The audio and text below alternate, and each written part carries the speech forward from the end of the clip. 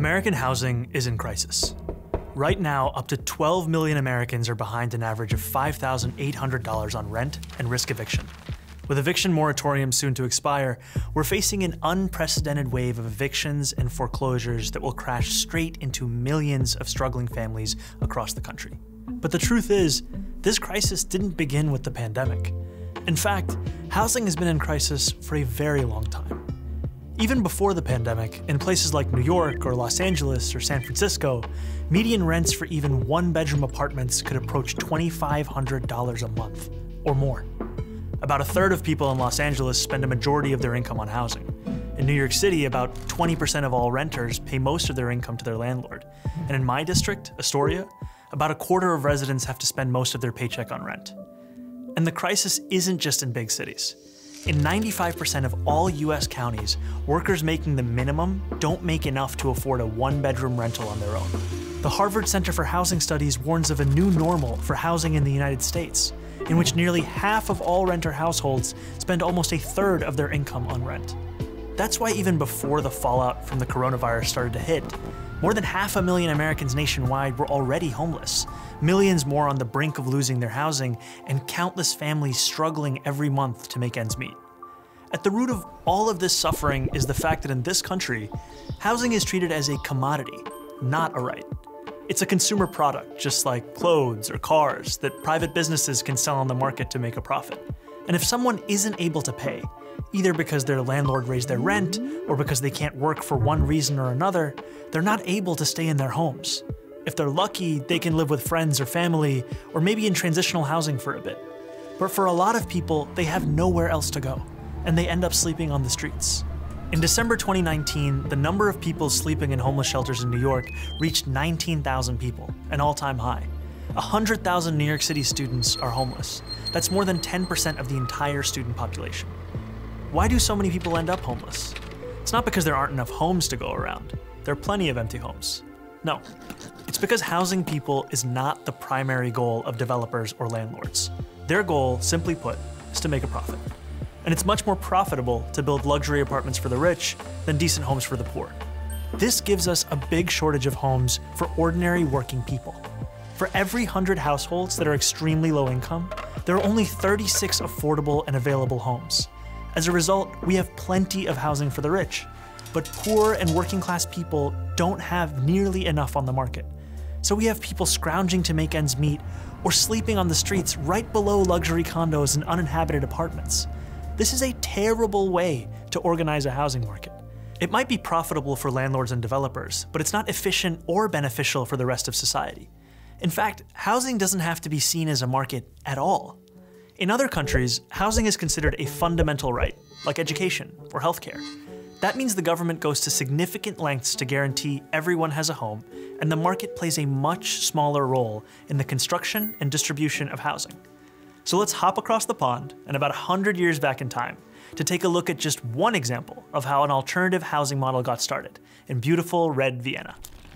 At the end of the First World War, the Austro-Hungarian Empire collapsed, leaving behind a number of successor states, including modern-day Austria, home to the former imperial capital of Vienna, the 5th largest city in the world. Despite being the seat of an empire, the chaos of the war and decades of neglect had left the working class of Vienna in desperate circumstances. Inflation was rampant, jobs were scarce, social services were non-existent, and hundreds of thousands of people were crammed into decaying tenements where overcrowding, disease, and violence were rampant. So it's no surprise that in 1919, at the first elections ever held in Austria where all adult citizens could vote, the Social Democratic Party swept into power at the municipal level on the promise of dramatic social and economic reform. And they delivered. The new government of Vienna implemented a huge range of services, including public health care and public child care. They built high-quality hospitals, schools, and recreational facilities. But their crowning achievement was an ambitious program of social housing, what Americans call public housing, that began in 1923 and saw 60,000 new apartments constructed in the first year of its existence, built by the government and financed by taxes on the rich. But these weren't the kinds of apartments you might picture when you think of public housing in the United States. Drab high-rises plagued by chronic neglect and underinvestment. Residents could enjoy leafy courtyards, wide open spaces, and plenty of natural light. They had shared laundries, state-of-the-art kitchens, food co-ops, bathhouses, pharmacies, lecture halls, schools, and swimming pools.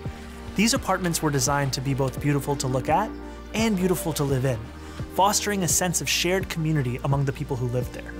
And the best part was that because the city didn't have to worry about making a profit, just about paying off their maintenance costs, these homes were both much nicer and much cheaper than what workers had previously known. In 1926, the average rent in Viennese social housing was about just 4% of a monthly wage. The first 15 years after Austrian independence saw its capital transform from a symbol of urban blight into a beacon of socialist governance. It became known as Red Vienna, after the official color of the socialists who had pioneered these changes. And even though Red Vienna fell in 1934 when the country was seized by fascists, who did what they could to roll back social housing, that commitment to good, cheap housing remained after the Second World War. Today, an astonishing 62% of all city residents live in social housing, with the average monthly rent falling somewhere between $400 and $600 a month, with subsidies for lower-income tenants. That is a fraction of what people in America pay. Unlike in the United States, where public housing is treated as a worst-case way to house the very poor, Vienna's social housing residents are extremely diverse.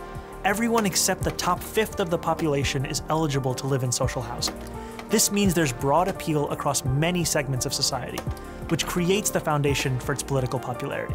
That is how the majority of people in Vienna enjoy something that's considered almost utopian here in New York: affordable housing that isn't just cheap, but desirable. Housing that isn't just four walls and a roof, but a real home, with a sense of stability, safety, and community built in. Now, of course, this is only one example of an alternative framework for housing, and Vienna has not fully removed housing from the domain of the market. Residents still pay part of their earnings in rent to cover operational costs, and a sizable chunk of the population lives in private housing. But it's an actually existing alternative that shows us what a step toward a better world could look like. If we want to end the housing crisis, the solution has to be moving toward the full decommodification of housing.